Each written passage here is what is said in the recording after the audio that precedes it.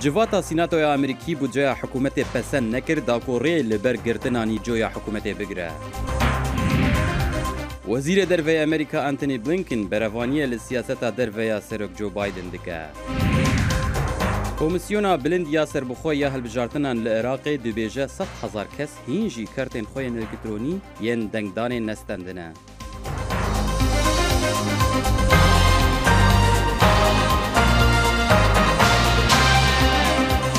Ji stûdyoyên dengê Amerîka li Washington silav ve gelî bîneran û hûn bi xêr hatine bernameya Kurd Connection. لای منیشەوە ئیدەمەتان خۆش. ئەنجومەنی سناد لە ڕۆژی دووشەممە شکستی هێنا لە تێپەڕاندنی پرۆژە کانۆنێک بۆ خۆلادان لە داخستنی بەشێکی حکوومەت و ڕێگاگرتن لە دواکەوتنی دانی قەرزەکانی فێدراڵ. لە دەستپێکی هەفتەیەکی گرنگدا کە چێژ دەخاتە سەر ئەو ئاڵنگاریانەی کە ڕوبەڕۆی کانگرسی بەزەقی دابەشکراودا بووەتەوە، یاسادانەرانی کۆماریەکان لە ڕۆژی دووشەممە بە دژی پرۆژەکە بریاریاندا و دیموکراتەکانی ناچار کرد بە دوای ڕێگەکانی تردا بگەڕێن بۆ ئەوەی حکوومەت بەکراوەی بمێنێتەوە تا پاش ڕۆژی پێنجشەممە و بەرزکردنەوەی ئاستی قەرزەکان پێش ئەوەی وەکو چاوەڕوان دەکرێت حکوومەت لە داناوی قەرزەکانی لە کۆتایی مانگی ئۆکتۆبر یان سەرەتای نۆڤەمبەر دوا بکەوێ. دەنگدانەکان 48 بەرامبەر بە 50 شکستینا. Ev hefte hefteya karê giran e. Ev yek axaftina seroka civata nûneran li Kongresa Amerîkî Nancy Pelosi bû. Tê çavarêkirin qanûndaner li Kongresê vê hefteyê deng bidin li ser projeyaseyekê ji aliyê her du partiyan ve bi $1 trilyon. Ew herwiha dengdanê dikin ji bo pakêteke xerciya civakî bi nirxê $3.5 trilyon ku demokrat pişta wê digirin û bingeha ecendeya rêveberiya Serok Biden e. بەرنامەی ناوخۆی بەڕێوەبەراتەکەی بایدن ئەم هەفتەیە بەرەو ڕووی تاقیکردنەوەیکی مەزن دەبێتەوە. ڕێبەرانی کۆنگرس خەریکی دانووساندنن سەبارەت بە دیاریکردنی کاتی دەنگدان لەسەر پرۆژە قانونێکی ژێرخانەیی هەردوو پارتیەکە کەوا ڕەنگە ببتەمای زیادکردنی خەرجی ڕێگەوبانەکان، پردەکان و پرۆژەکانی تر.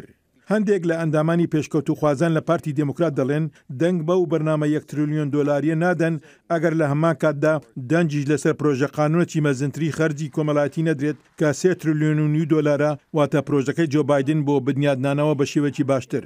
سەرۆکی ئەنجومەنی نوێنەران نانسی پلوسی بە بەرنامەی ئەم هەفتەی ABC گوت وێ دەچێت یەکەم جار پرۆژە قانونێکی بچووکتر باس بکرێت و خەرجی بەرنامەیەکی گەورەتر وێ دەچێت کەم بکرێتەوە لەگەڵ بەردەوامبوونی دانووسەندنەکاندا. ئەمە لەبارەی میانەڕەوەکانەوە بەرامبەر بە پێشکەوت و خوازان نییە. زۆرینەی هەرە زۆری پارتەکەمان جگە لە ژمارەیەکی کەم نەبێ کە من ڕێز لە بۆچوونەکانیان دەگرم پشتیوانی لە ڕوانگای جۆ بایدن دەکەن. ئێمە پەسەندی دەکەین سەرکەوتن لەم هەفتەیەداوە دەست دەهێنین. کێشەیەکی دیکە لە ئاسۆدایە لەوانەیە لە ناوەڕاستی مانجیدا حکوومەتەکە پارەی نەمینێت. ئەمە بەپێی راپۆرتێکی ئەم دواییە. ئەوسا لەسەر کۆنگرس پێویست دەکات سنووری قەرزکردنی بەرز بکاتەوە بۆ ئەوەی بتوانێت پارە قەرز بکات بۆ دابینکردن بۆ خەرجیەکی یەکجار زۆری کە پێشتر پەسەند کراوە بە خەرجی لەشکری و بیمەی کۆمەڵاتیەوە. هەفتەی ڕابردوو ڕێبەری کەمینەی سەنەت میچ مەکۆنێڵی کۆماری گوتی کۆماریەکان یارمەتی دیموکراتەکان نادەن ئاستی قەرزکردن بەرز بکەنەوە بە بیانۆی ئەوەی کەوا دیموکراتەکان پێویستە هەر بەخۆیان ئەوە تێپەڕێنن چونکە ئەوان ئامادەن پرۆژەیەکی $3.5 تریلیۆن تێپەڕێنن کەوا زۆر لە کۆماریەکان دژین. یاری ڕۆڵەتی ڕووسی لەگەڵ ئابووری ئێمەدا مەکە. پەلە بکەیت و ئاستی قەرزەکان بەرز بکەیتەوە بۆ ڕووماڵکردنی خەرجی ئەو هەمووشتانی کە لە ماوەی ساڵەکەدا کردوتانە. بەڵام زۆر شت لە مەترسیدان داخستنی بەشێک لە حکوومەت بۆی هەیە لە دواترێی ئەم هەفتەیە ڕوو بدات ئەگەر کۆنگرس قانونێکی خەرجکردن پەسەند نەکات. چاوەڕوان دەکرێت سینات پرۆژە قانونێک بۆ بەرچاو بگرێت کە ئەنجومەنی نوێنەران پەسەندی کردووە کەوا سنووری خەرجکردن درێژ دەکاتەوە، ئاستی قەرزکردن بەرز دەکاتەوە و یارمەتی دابین دەکات بۆ کۆمەلگاکانی کە بەهۆی کارەساتەکانی سروشتیەوە زیانیان لێکەوتووە، هەروەها بۆ پەنابەرانی ئەفغانی. ئەنتنی بلینکن وەزیری دەرەوەی ئەمریکا بەرگری لە ڕێبازی تۆمارکراوەی دەرەوەی سەرۆک جۆ بایدن دەکات لە کاتێکدا بەڕێوەرایەتەکەی ڕوبەڕۆیی گوشار دەبێتەوە لەسەر سەوداکردنی لەگەڵ کۆچبەرانی هایتیدا لەسەر سنووری ئەمریکا و کشانەوەی ئەمریکا لە ئەفغانستان و هەروەها سەودای ناوەکی کەشتی دەریایی لەگەڵ ئوسترالیا کە فەرەنسای تووڕە کرد. سەرۆک جۆ بایدن هەفتەی ڕابردوو بە کۆمەڵەی گشتی نەتەوە یەکگرتوەکانی گوت جیهان لە خاڵێکی وەرچەرخاندایە و بایدن پەیمانیدا لە سەردەمی جەنگە بێوچانەکانەوە بگۆڕێت بۆ دیپلۆماسیەتی بێوچان بەوەی کە ئەمریکا وابەستەیە بە دامەزراوە فرەلایەنەکانی وەک نەتەوە یەکگرتوەکان بەڵام ئەم کشانەوە خێرایی ئەم دوایی ئەمریکا لە ئەفغانستان بەبێ ئاماژەدان بە ژماری ئەو ئەفغانیانی یارمەتی ئەمریکایاندا و لە ئەفغانستان بەجێ هێڵدران تەنها یەکێکە لە ئاستەنگەکانی سیاسەتی دەرەوە ئەوەی کۆشکی سپی لەم هەفتانەی دواییدا ڕوبەڕووی بۆتەوە لە نەتەوە یەکگرتوەکان ئەنتۆنی بلینکن وەزیری دەرەوەی ئەمریکا ڕوبەڕووی هەندێک پرسیاری قورس بووەوە لەسەر ئاستەنگەکانی سیاسەتی دەرەوەی بایدن.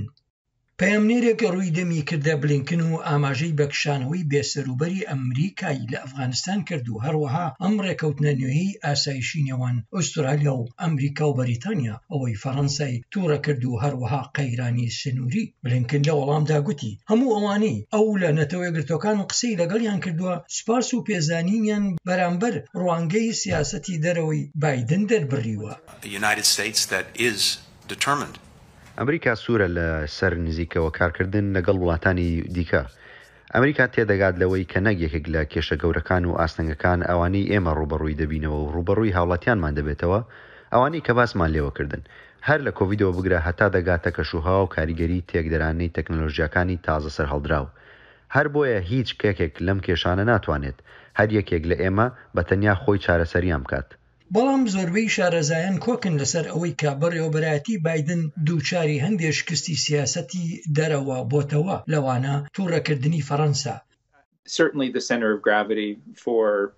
بەدڵنیاییەوە سەنگی چەقی قورسایی ئەم بەڕێوەبەرایەتی نوێیە لە نێو وڵاتدا سەنگی خستنە سەر پەتاکە و ڤاکسینەکان و هەروەها دۆخی ئابووری بووە.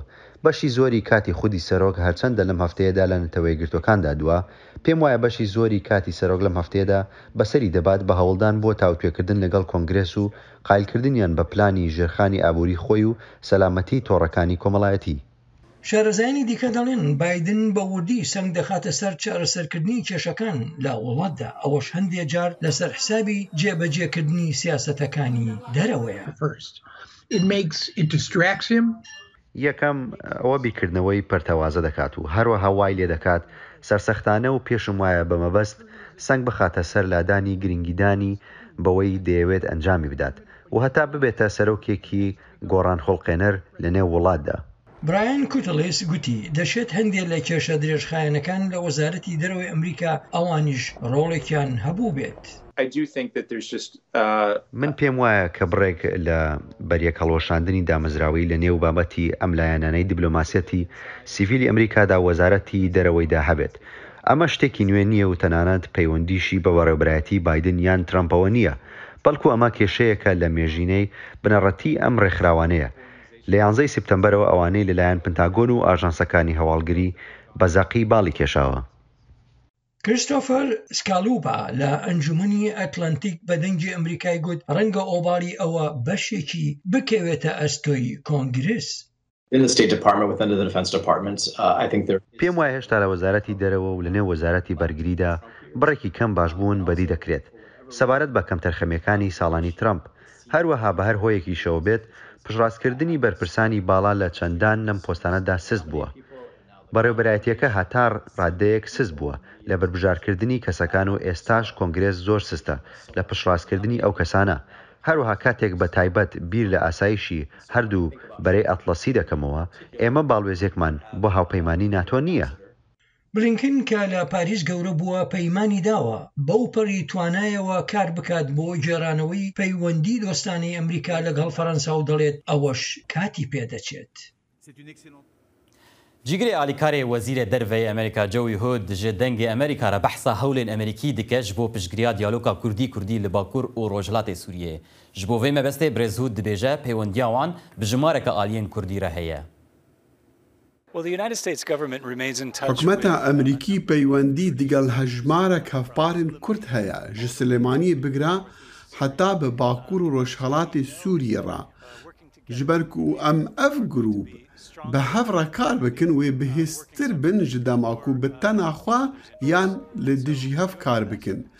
Ji ber vê yekê jî em baştirîn hewlên xwe didin ji bo پشتگیریە دیالۆکا کوردی داکو بە هەفرە داعش تێک ببن.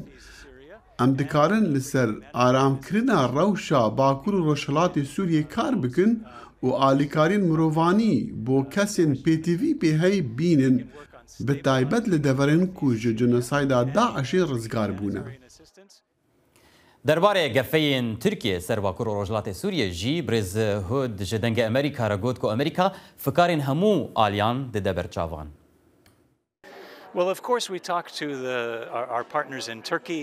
هەلبەت ئەم دەگەل هەفپارên xwe li Tirkiyê، Iraqê û bakurê rojhilatê Sûriyê diaxivin derbarê metirsiyên ku em hemû rûbirû dibin. Em dizanin ku hikûmeta Tirkiye derbarê êrişên PKK li ser deverên wê bifikar e. Em digel wê yekê ne ku mafê Tirkiye heye berrevanî ji xwe bike. Em her wesa dizanin heta ku em pêşketinekê li dijî îdeolojî û tektîkên komelên weka PKK pêk bînin, divê em hemû bi hev re kar bikin.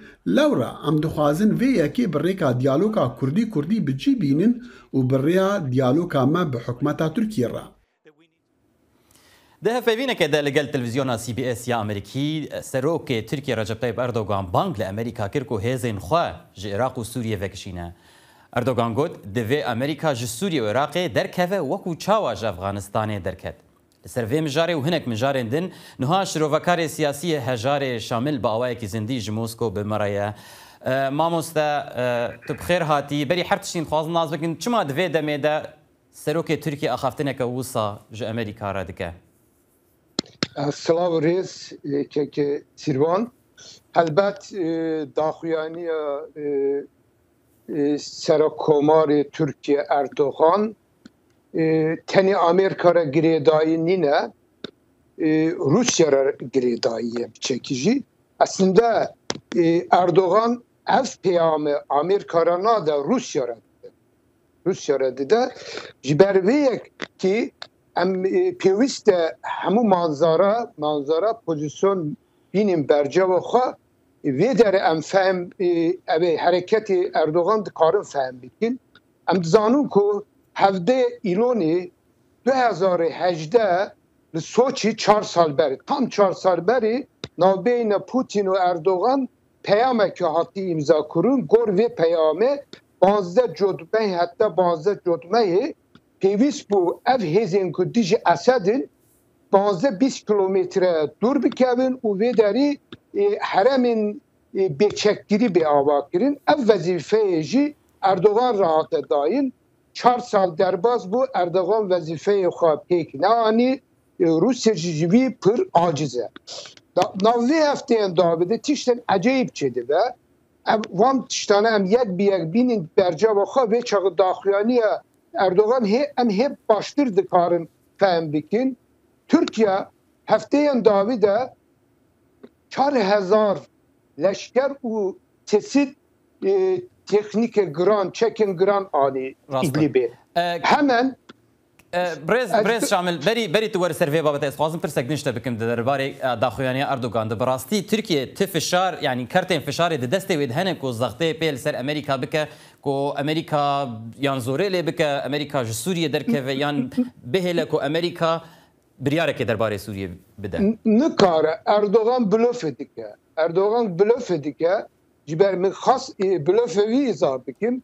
Yani eve anî başê berpîsê serokê karê derva li Sûriya Faysal Migdad got ku Tirkiye gerek ji vê derê ji Sûriye derkeve. Hemen peyvî Rusya daxuyanî da got Tirkiye gerek ji evê derkeve, ji Sûriye derkeve. Peyvî Erdogan Rusya re ne got du derkeve, got Amerika du derkeve. Ev peyam rastürez ji bo evê ye, ji bo Putin'e ji ber ku pozisyonu Türkiye li İdlibê li Sûriye pir levaze.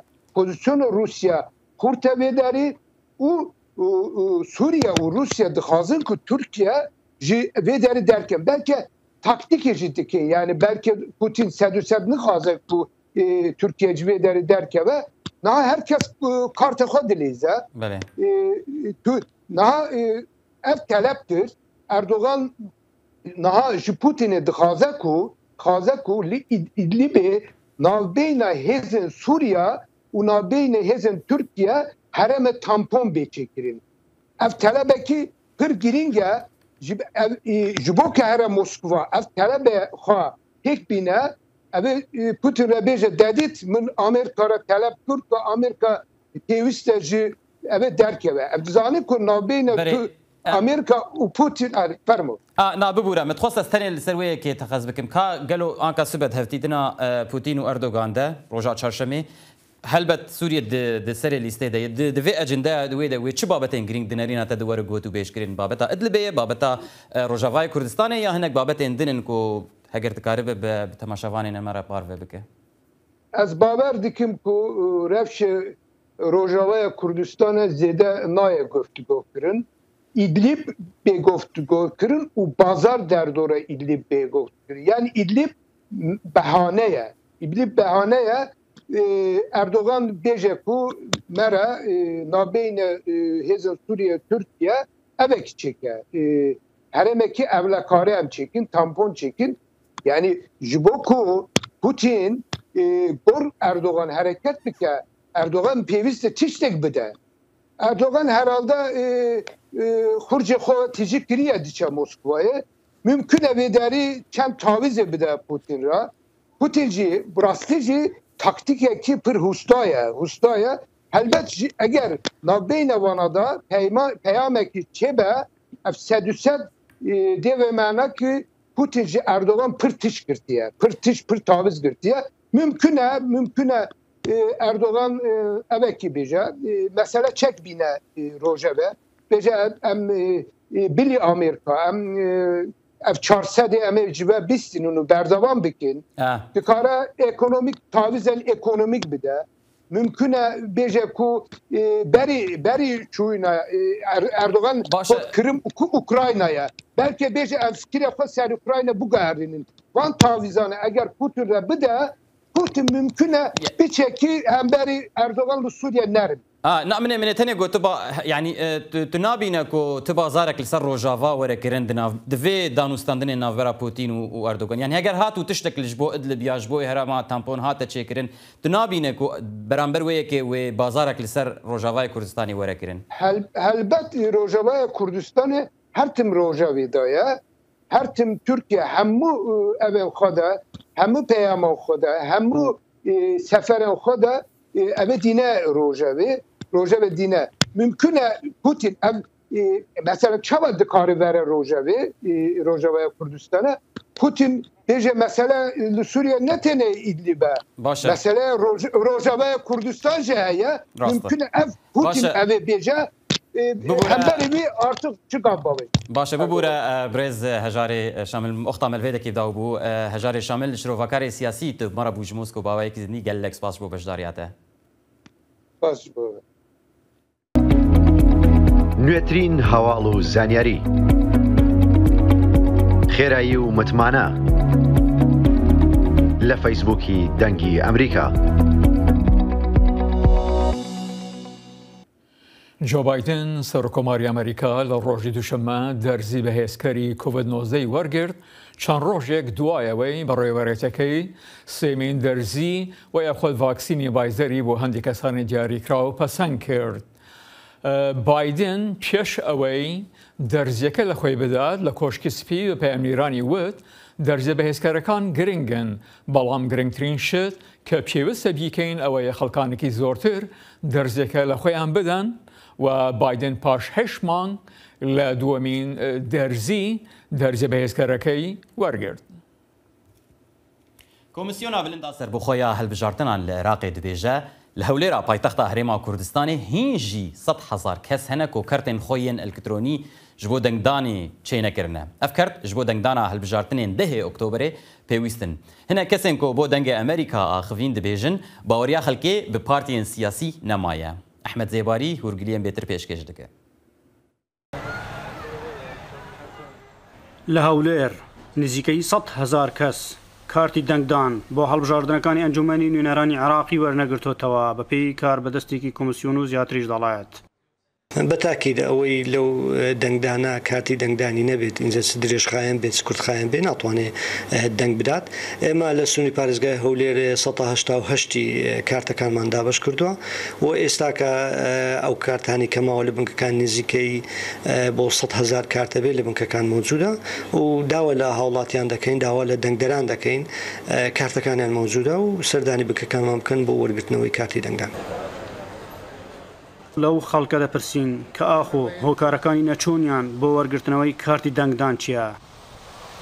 هەتا ئێستا مەسەڵەن وەرم نەگرتەوە نەچوومە نازەم لە کام مەکتەبیش ناوم هاتەوە و دووەمین شتیش یعنی خەڵک بە زۆربەی زۆری بڕک بێ تاقەتە بەڕاستی یعنی لەو ئابووری سیاسی بڕک بێ تاقەتە یعنی چەند جار یعنی ئەوە تقریبا 30 ساڵە چێمان لە يعني وعد دبي وشتي دبي براستي اشتكى نهاتي ندي بخوم يعني استاك شخصيا بخوم زندان السياسي وخوم براستي حتى استشتشوان لابونا كذم يعني بيزنا عشان تاقي نكذم يعني مثلا بشتق يعني بسرم كانوا بين لا مثلا والله خلق دول يشكاوا خلق كانت زور دول يشكاوا دول او احزاب انا شكاوا مثلا سبون نمونه او عزبانه سدينا شقاندري ما اويدا كان بلين بخلدن خلق يجيب زناكن خلق دبا اويدا حمو انتخابات كان اروابوا دردن كينادين بو اويدا قرن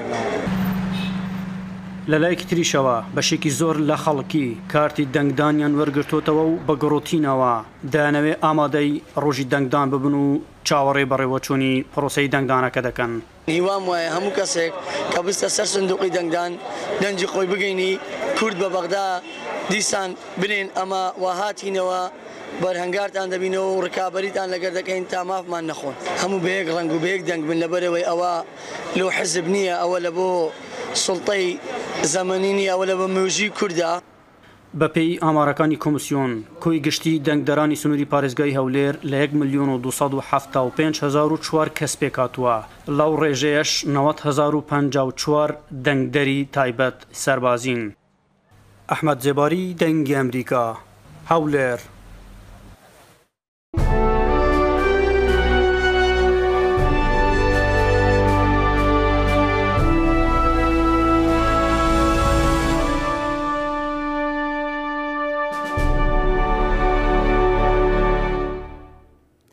لهنك دفرن براوا گولاوانه زوهایی جبر بلندبونا آستا گرمه پر زیده بویه. زانیار دبیجن اف گوهرتن نیشانا گرماهیا جیهانیه و دوی خلق دوی یکی بدن برچاوان. بهتر آگاهی لجن پیامنیر معارف اصلان.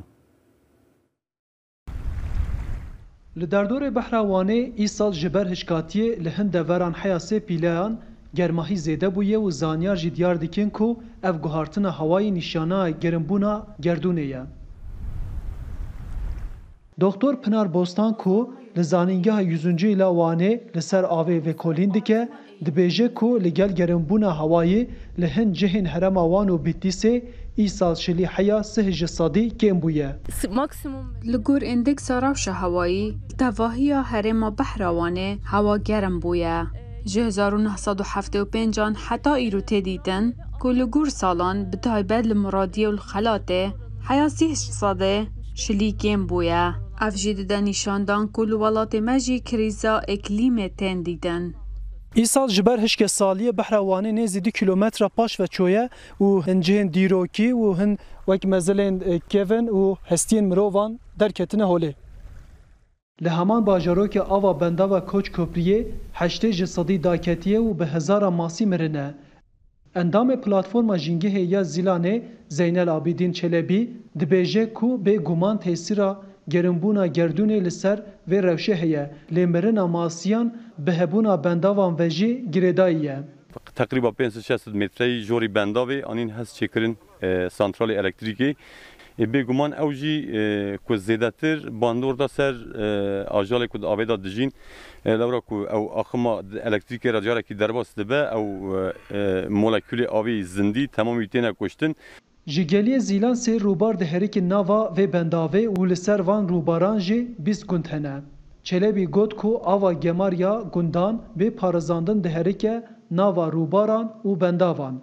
گمارا وان اوی وان همو گریدای چمه بني سوالي خود دشون حموشكي بردنا چیم دا آزوت تدا زیده بیه لورا کو آزوت زیده به او فلوريد امبيجن وك مينرال وك اكسجين حمو تدا مريه اك وقت او زيده به اوراني زيده به او اجال تدا بنفس دمينه اكسجين دكوجه كوب كوجاجي او ماسي او اجال تدا جیانا زندی لخرا خود خو و کو جدید عجیبه کی رشی گرانه دکتر بوستان د زانین کو جبر کمبونا شلیان چمو بحروانه زیدتر قریج دبه او هزاوانیا خپاقشکرین جی خلاص دبه İklim değişikliğinin etkilerini لهمبر زیان گوهارتنا جینگه دوید جهن شینکاتی ورن زیده کرن.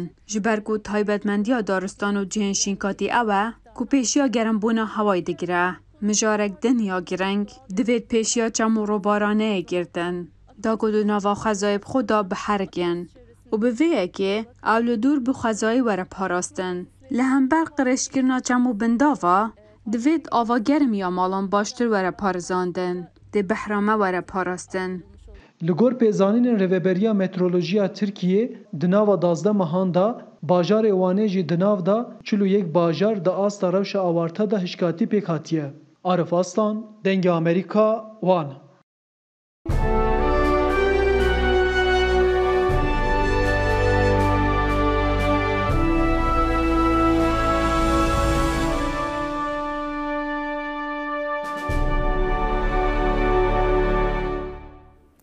جارەکەت سلااف لەگراڤ لا پالمایا ئەسپانیایە ڤۆلکانێک کۆ هەفتەی ئابووری دەست پێ کردیە حتا ئیرۆ سێشەمێژی بەردەوامە ڤۆلکانە کۆ بێتری 500 ماڵ شەگوتاندیە و بوویە ئەگەرا دەرکەتنا بێتری 6,000 کەسان ژمالێن خۆ ڕۆژا دوشەمێ هەنێکی کێم بوو لێزانیار هشیاری دەدەن کۆ هین زوویە کۆ قۆناغا داویبوونا وێ وەرە ڕاگەهاندن دەسەڵاتداران داخواز ژورنشتوانان کرد ji derve bimînin û dûrî dûmana ku ji pêtên agir encam dibin bikevin.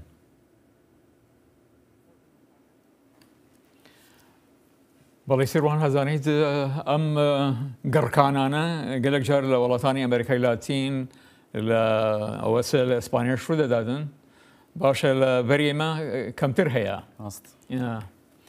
تەماشاچێ لە خۆشەویست و جوراهاتینە کۆتایی بەڕامی ئەمڕۆمان درود گەرمە هاوکاری لەم لە بەش کارگەردانی هەیەرکەریم و ڕۆڤیندۆسکی و لێرێش هاوکارم سێروان کاجۆ پێشکەشتان کەیم و هەروەها منین جاین دیلان ئومیدوارم دەمینی خۆش بۆنە سەر شاد و سەرفراز بن.